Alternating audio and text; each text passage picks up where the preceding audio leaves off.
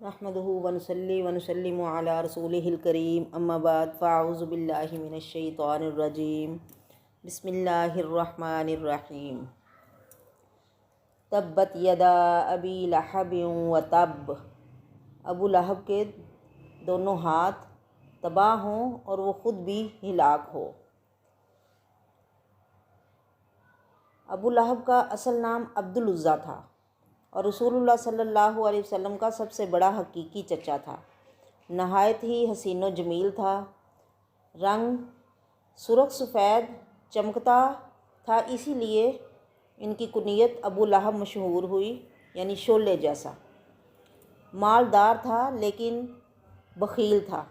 رسول اللہ صلی اللہ علیہ وسلم کی ولادت کی خبر اسے اس کی لونڈی سویبہ نے دی تو اس خوشی میں اس نے سویبہ کو آزاد کر دیا۔ آپ صلی اللہ علیہ وسلم کے والد تو آپ کی ولادت سے پہلے ہی وفات پا چکے تھے۔ بڑا چچا ہونے کی حیثیت سے اپنے آپ کو باپ کا قائم مقام سمجھ کر اس نے اپنی طبیعت کے خلاف اس خوشی کا اظہار کیا تھا یا اسے کرنا پڑا۔ یہ اس کے بخل ہی کا نتیجہ تھا کہ جب آپ کے دادا عبد المطلب فوت ہونے لگے تو انہوں نے آپ کی کفالت اس وقت جب کہ آپ صلی اللہ علیہ وسلم کی عمر 8 برس تھی، ابو لہب کی بجائے ابو طالب کے سپرد کی، جو مالی لحاظ سے ابو لہب کی نسبت بہت کمزور تھے۔ آپ صلی اللہ علیہ وسلم کی بعثت کے بعد 3 سال تک اسلام کی تبلیغ و اشاعت کا کام نہایت خفیہ طور پر ہوتا رہا۔ پھر جب اللہ نے یہ حکم نازل فرمایا کہ وَأَنذِرْ عَشِيرَتَكَ الْأَقْرَبِينَ، اپنے قریبی کنبے والوں کو اللہ کے عذاب سے ڈراؤ، تو آپ صلی اللہ علیہ وسلم نے اس حکم کی تعمیل میں بنو ہاشم اور بنو عبد المطلب کو اپنے ہاں کھانے پہ بلایا۔ کل 45 آدمی جمع ہوئے۔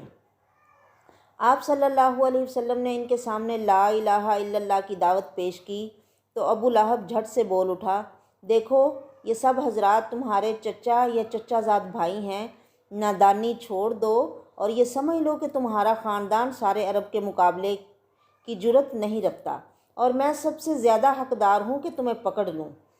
بس تمہارے لیے تمہارے باپ کا خنوادہ ہی کافی ہے، اور اگر تم اپنی بات پر اڑے رہے اور عرب کے سارے قبائل تم پر ٹوٹ پڑے تو ایسی صورت میں تم سے زیادہ اور کون شخص اپنے خاندان کے لیے شر اور تباہی کا باعث بن سکتا ہے۔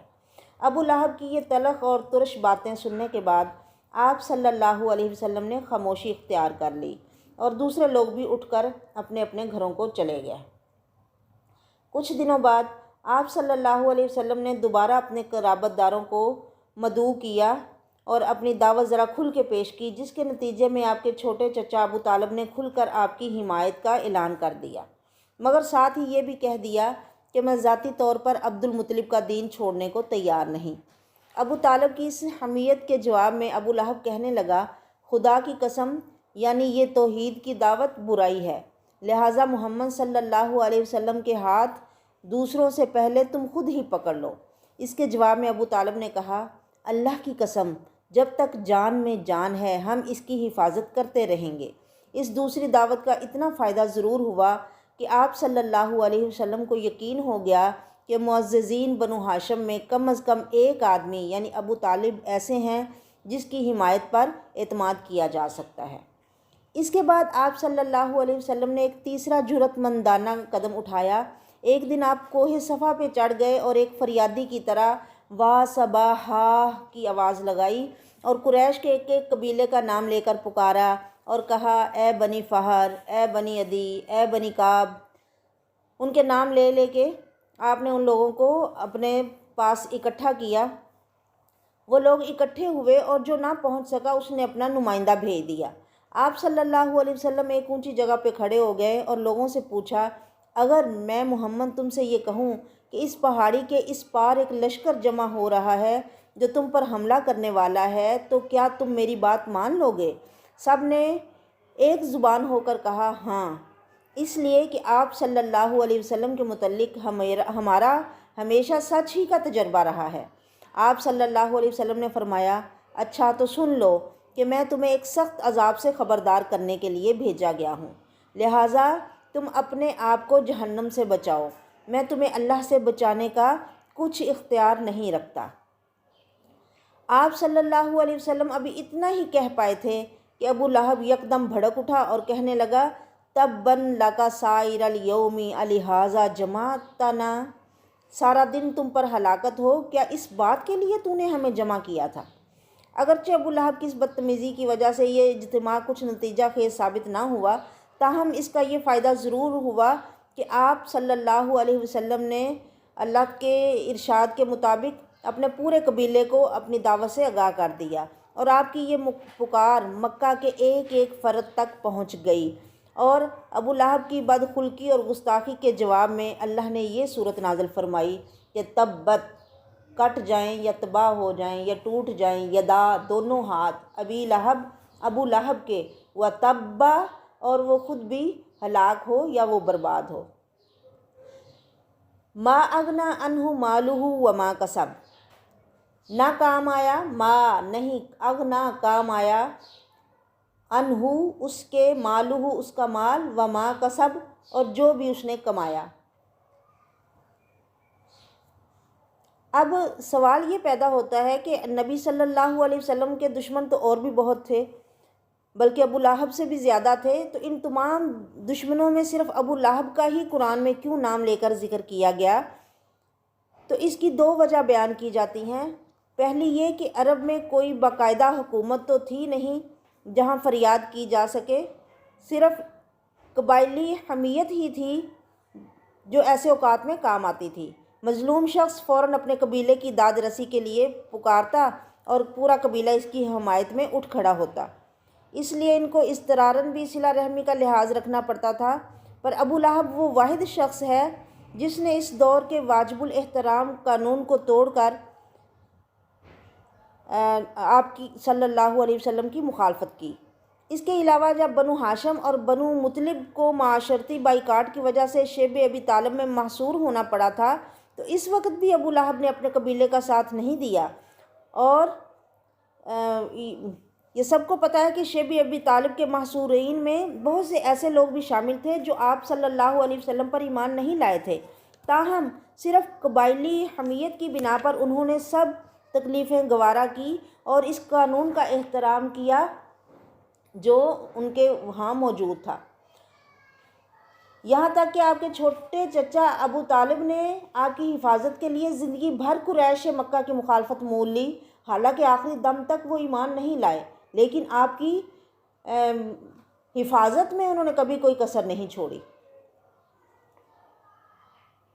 اور دوسری وجہ یہ کہ اس قبائلی معاشرے میں چچا کو بھی باپ کا درجہ حاصل تھا، بالخصوص اس صورت میں کہ جب حقیقی والد فوت ہو چکے ہوں۔ اس لحاظ سے بھی ابو لہب کو آپ صلی اللہ علیہ وسلم کی حفاظت کا فریضہ احسن طریقے سے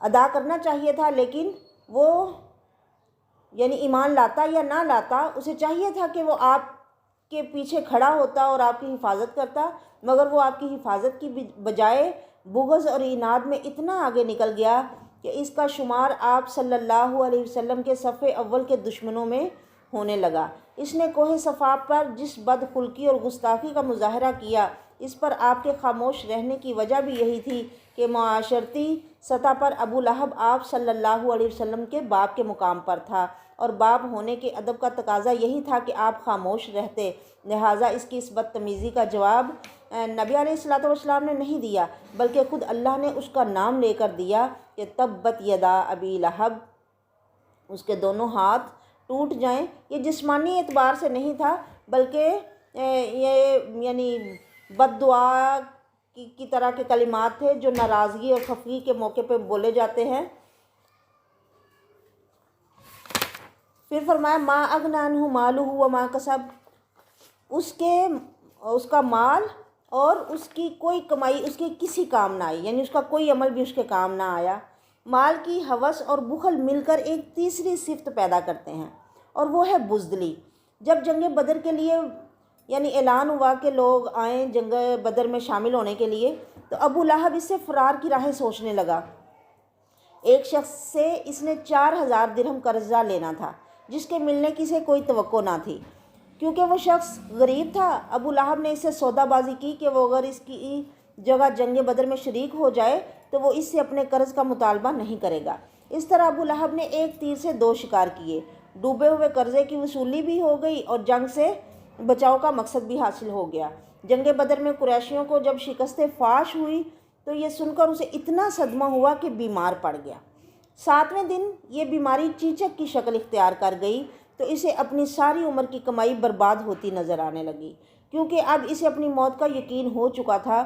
چھوت کی وجہ سے اس کے بیٹوں نے اس کے ساتھ کھانا پینا بھی چھوڑ دیا۔ بالآخر وہ نہایت بے کسی کی موت مرا۔ مرنے کے بعد بھی اس کا کوئی بیٹا اس کے قریب نہ گیا۔ 3 دن تک اس کی لاش بے گور و کفن گلتی سڑتی رہی۔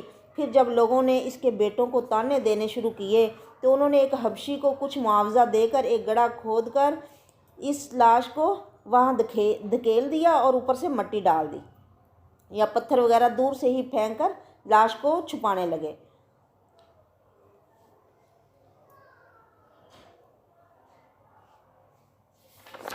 سیسلا نارن ذات لہب، سیسلا عنقریب جلد ہی وہ داخل ہوگا، نارن آگ میں، ذات لہب جو شعلے والی ہے۔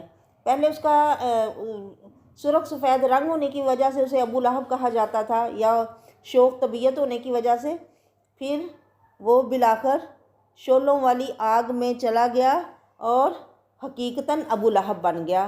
وامرأتہ، اور اس کی بیوی بھی، حمالۃ الحطب، جو لکڑیاں اٹھانے والی ہے، فی جیدہا، اس کی گردن میں، حبل من مسد، حبل رسی ہے، من مسد بٹی ہوئی۔ ابو لہب کی بیوی کا نام اروا اور کنیت جمیل تھی۔ ابو سفیان بن حرب بن امیہ کی بہن تھی، جو ابو جہل کی موت کے بعد رئیس قریش اور سپہ سالار افواج بنا۔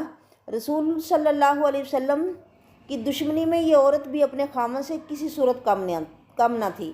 جنگل سے خاردار جھاڑ اور لکڑیاں وغیرہ اٹھا کر لاتی اور رات کے اندھیرے میں آپ صلی اللہ علیہ وسلم کے گھر کے آگے ڈال دیتی، تاکہ جب آپ صبح بیت اللہ کو جائیں تو آپ صلی اللہ علیہ وسلم کے پاؤں میں کانٹے چبھ جائیں، نیز آپ کے بال بچے بھی زخمی ہوں۔ خاصی بد زبان اور فساد پیدا کرنے والی عورت تھی۔ جب سورہ لہب نازل ہوئی تو یہ مٹھی بھر کنکریاں لے کر بیت اللہ کو چل کھڑی ہوئی، تاکہ آپ صلی اللہ علیہ وسلم کو، یعنی شیروں کی صورت میں جو مذمت کی جاتی ہے اسے حجب کہتے ہیں، حجب کی صورت میں سورۃ لہب کا جواب دے اور کنکریاں مار کر اپنے انتقام کی آگ ٹھنڈی کرے۔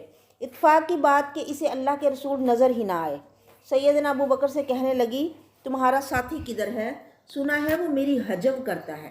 سیدنا ابو بکر نے جواب دیا کہ اس نے تو کوئی حجب نہیں کی، یعنی انہوں نے نہیں کی، وہ تو اللہ نے کی ہے، تو آپ صلی اللہ علیہ وسلم نے نہیں کی۔ یہ جواب سن کر وہ واپس چلی گئی۔ جید کا مطلب ہے فی جیدہا، اس عورت کی گردن میں، یعنی لمبی اور خوبصورت گردن جو ہرن کی طرح پتلی اور لمبی ہو۔ اس گردن میں وہ ایک سونے کا ہار پہنا کرتی تھی اور کہتی تھی کہ میں یہ ہار بیچ کر محمد صلی اللہ علیہ وسلم کی مخالفت کے کاموں میں لگاؤں گی۔ اللہ کا کرنا یہ ہوا کہ جس مونجھ کی چبھنے والی موٹی رسی سے وہ لکڑیاں وغیرہ اکٹھا کر کے لاتی تھی، وہی اس کی گردن میں اٹک گئی اور ایسی پھنسی کہ بالآخر اس کی موت کا سبب بن گئی، اور بالآخر آخرت میں بھی دوزخ میں بھی وہ اپنے خامن کے ساتھ ہے، اور یہ رسی وہاں پہ یعنی دوزخ کی رسی کی صورت میں اس کے گردن میں ہوگی۔ اللہ محفوظ فرمائے۔ آپ دیکھیں یہ صورت نازل ہونے کے بعد بھی ابو لہب زندہ رہا اور کبھی اس کے دل میں یہ خیال نہیں پیدا ہوا۔ آپ قرآن کی سچائی کا اندازہ لگائیں کہ اس کے دل میں جھوٹے سے بھی یہ خیال نہیں آیا کہ میں محمد کو جھوٹا ثابت کرنے کے لیے اپنے ایمان کا دعویٰ کر دوں۔ وہ ساری زندگی مخالفت ہی کرتا رہا اور اسی مخالفت میں مر گیا۔ وما علیہ الا البلاغ وآخر دعوانا ان الحمد للہ رب العالمین۔